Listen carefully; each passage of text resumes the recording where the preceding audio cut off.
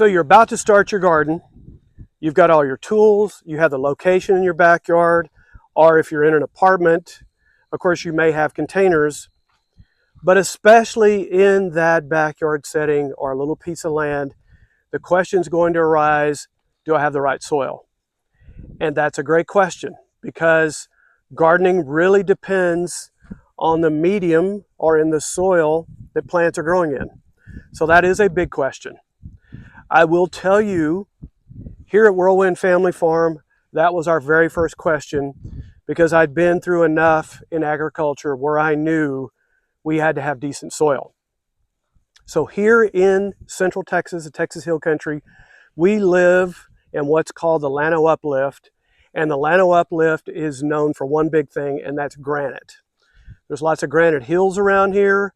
There's granite underneath. If you go down, when they drill wells here, sometimes within the first 10 feet, they will hit that granite.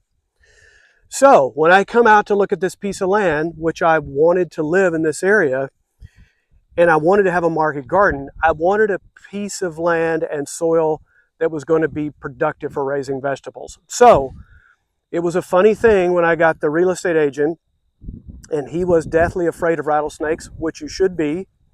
But I was raised in South Texas, and it doesn't really faze me that much. So I took that real estate agent and said, okay, here we go. Come with me. So over this entire piece of land, and it took me all morning, is I had a little sharpshooter shovel spade, and about every 30 to 40 feet, I took that shovel, jabbed it down the ground as deeply as I could to hear if I would hear a clank or hit rocks.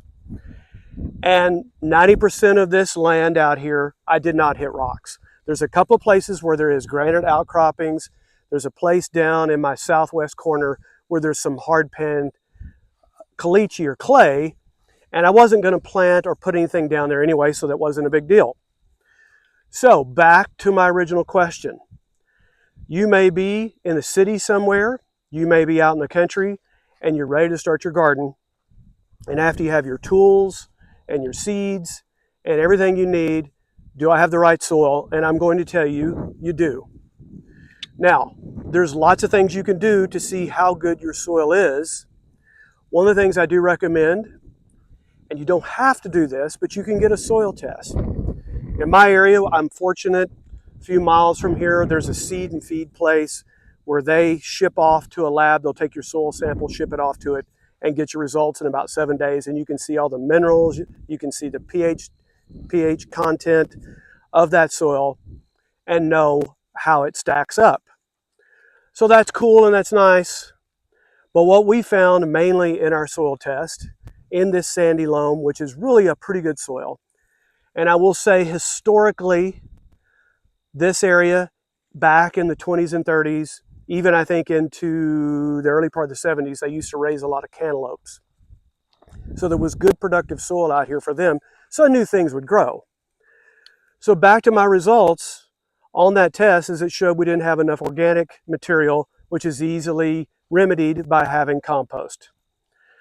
So back to the question, do I have the right soil for my garden?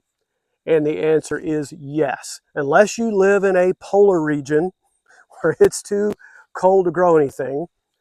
And you may say, well, I live on an area where there's a lot of granite, which that's probably rare. But if you do, you can go with raised beds with pure compost. You could go 7-8 inches of raised bed, put compost in it, and raise just about any vegetable you can think of. And the same thing holds true for all soil. It may be lacking in something, but as you start to put down that fuel, as I call it, which is good organic compost, whether your garden is a 5x5 or a 40x40, you can go in those beds. All of our beds out here are 50 foot long, 30 inches wide, and each spring we put down a new layer of compost. Sometimes we do it twice a year, but these beds now, at this point of this garden, once a year is usually sufficient for putting that little half-inch layer of compost on top of those beds. In the beginning, you want to maybe have it thicker, 2 to 3 inches. But as time goes on, the soil becomes more pliable, more soft. There's good microorganisms there that are now flourishing in that no-till system, which we like to use. We have other videos where we talk about our no-till. But no-till, again, you're not disturbing microorganisms. And again, you're feeding them with compost, which they break down the nutrients, which then in turn is taken up by the plants or by your vegetables. So with everything being said, back to where we started, do you have the right soil for your backyard garden? And the answer is yes. Because we have sunlight, we have water, we now have organic compost, and we have seeds, and we're ready to go. Set your beds out, put the compost down, plant your seeds the proper time, proper amount of water, and you're ready to go. So I hope that takes you down the journey of gardening and simplifies it. That's what we're about here at Whirlwind Family Farm. Yes, you can go get a soil sample, soil test, but it's not necessary, especially in a small setting. And make this as simple as possible. And you can, if you need to do raised beds, you of course can go get the lumber, go to your hardware store, and raised beds are simple to build. And you can do that. Most cases, you're not going to have to do that because you can put compost on top of that soil and you're ready to plant. So blessings over you, your family, your garden. We hope that you'll check out our next video. YouTube will recommend the video down in this corner. We have lots of content that'll take you further down that gardening journey. So blessings over you, your family, your garden. Talk to you soon from Whirlwind Family Farm.